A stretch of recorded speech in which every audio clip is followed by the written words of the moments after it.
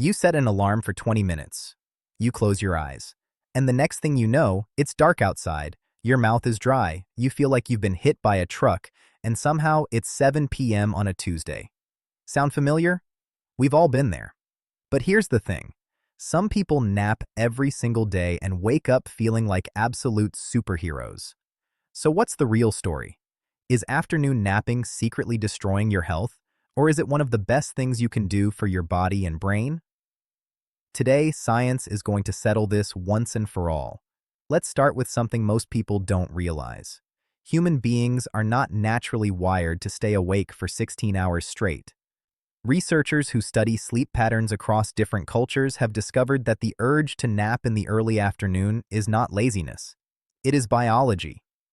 Your body has something called a biphasic sleep drive, which means it naturally wants to sleep in two windows, one long stretch at night and one shorter dip in the early afternoon. This dip typically hits between 1 p.m. and 3 p.m., and it happens regardless of whether you just had lunch or not. It is not the food coma you always blamed. It is your circadian rhythm doing exactly what it was designed to do. So from the very beginning, the idea that napping is a sign of weakness or poor health is already scientifically shaky. The real question is not whether you should nap. It is how, when, and for how long. Let's talk about what happens inside your brain and body when you take a nap. During the early stages of sleep, your brain begins a process called memory consolidation. The information you absorbed in the morning, new skills, facts, experiences, starts to get organized and stored more efficiently. NASA conducted a study on military pilots and astronauts and found that a 40-minute nap improved performance by 34% and alertness by 100%. That is not a small effect. That is the difference between making sharp decisions and making costly mistakes. Beyond memory, napping also reduces the buildup of adenosine, a chemical in your brain that accumulates the longer you stay awake. Adenosine is essentially your brain's tiredness signal. The more it builds up, the more sluggish, unfocused, and irritable you feel. Sleep, even a short nap, clears this chemical out and resets your mental clarity. This is also why caffeine works. Caffeine blocks adenosine receptors temporarily, tricking your brain into feeling awake. But a nap actually removes the adenosine rather than masking it. Studies from Harvard have shown that people who took a 90-minute afternoon nap performed as well on learning tasks in the evening as they did in the morning after a full night's sleep. Meanwhile, people who stayed awake all day showed a 10% decline in learning ability by the evening. So, in terms of raw cognitive performance, a well-timed nap can essentially give you a second morning. Now here is where things get more nuanced. Not all naps are created equal. The length of your nap determines almost everything about how you feel afterward and what benefits you actually get. A nap of 10 to 20 minutes is often called a power nap. During this time, you enter light sleep, specifically stage 1 and stage 2. Your body begins to relax, your heart rate slows, and your brain starts producing sleep spindles, rapid bursts of neural activity that are linked to memory processing. When you wake from this kind of nap, you feel refreshed, alert, and ready to go. There is minimal grogginess.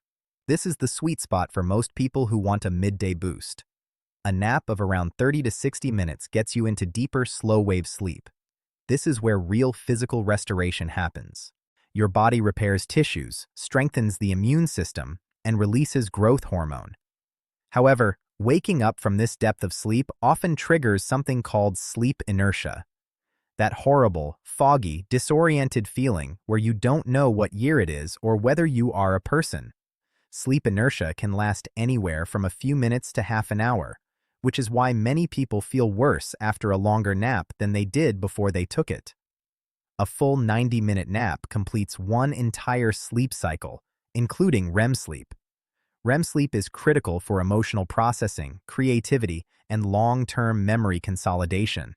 If you wake up after 90 minutes, you are likely to feel as refreshed as you would after a full night's rest, just in miniature. The trick here is timing it correctly so you do not drift into another cycle and end up sleeping for 3 hours. So is afternoon napping actually harmful? Here is what the research shows on the concerns people have. The most common worry is that napping will ruin your nighttime sleep. And here is the honest answer. It can, but only if you do it wrong. Napping too late in the day, typically after 3 p.m., can significantly reduce your sleep pressure at night, making it harder to fall asleep and stay asleep. But a well-timed nap before 3 p.m., especially one that is 20 minutes or less, has been shown in multiple studies to have no meaningful negative impact on nighttime sleep quality. Another concern involves heart health. Some large epidemiological studies have found an association between frequent, long daytime napping and increased risk of cardiovascular disease. This sounds alarming, but researchers are quick to point out that this is almost certainly a case of reverse causation. People who are already unwell, whether from undiagnosed heart conditions, depression, poor sleep quality at night, or other health issues, are more likely to feel the need for long daytime naps. The napping is a symptom of the underlying problem, not the cause of it. In fact, evidence from the Mediterranean, where afternoon napping is a cultural tradition, shows the opposite picture. A study involving over 23,000 Greek adults found that people who napped regularly had a 37% lower risk of heart disease-related death compared to those who did not nap. Other research has linked regular short naps to lower blood pressure, reduced cortisol levels, and improved immune function. These are not the markers of a harmful habit. There are also cognitive benefits that go beyond simple alertness. Napping has been shown to enhance creative thinking. During REM sleep, your brain makes unexpected connections between seemingly unrelated ideas. This is why so many artists, writers, and innovators throughout history, from Salvador Dalí to Thomas Edison to Albert Einstein, were known nappers. Edison famously kept a cot in his lab. Dalí had a technique where he would hold a key over a metal plate as he drifted off to sleep.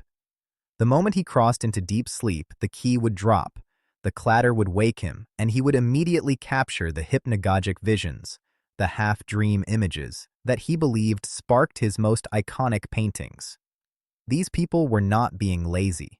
They were strategically harvesting the creative output of their own sleeping minds. Now, what about children and older adults? For children, napping is not just beneficial, it is essential. Young children who skip naps show elevated cortisol, increased emotional reactivity, and impaired memory consolidation. As children age into adolescence and adulthood, the biological need for napping reduces, but it does not disappear.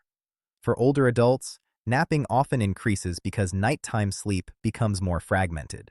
Research suggests that for seniors, a short nap can help compensate for reduced sleep quality at night and may even play a role in reducing cognitive decline over time.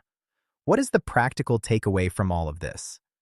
If you want to nap in a way that actually works for you, keep it between 10 and 20 minutes for a quick energy and focus reset.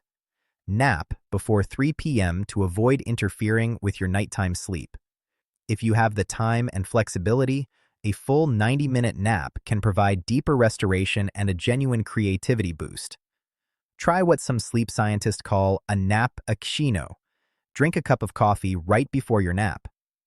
Caffeine takes about 20 to 30 minutes to kick in, which means it starts working just as you wake up, amplifying the refreshed feeling rather than competing with it. Here is the bottom line. Napping in the afternoon is not harmful for the vast majority of healthy adults. In fact, when done correctly, it is one of the most scientifically supported tools available for improving focus, memory, creativity, mood, immune function, and even cardiovascular health. The culture that treats napping as laziness has it completely backward. What is actually harmful is the chronic sleep deprivation that most modern people walk around with every single day, refusing to rest, wearing exhaustion like a badge of honor. Your brain is not a machine. It is a biological system that requires rest to perform, heal, and create. Giving it that 20 minutes in the afternoon might just be the most productive thing you do all day. If you found this video useful, hit that like button and subscribe because we cover evidence-based health and science topics every week. And drop a comment below. Are you a napper or a non-napper?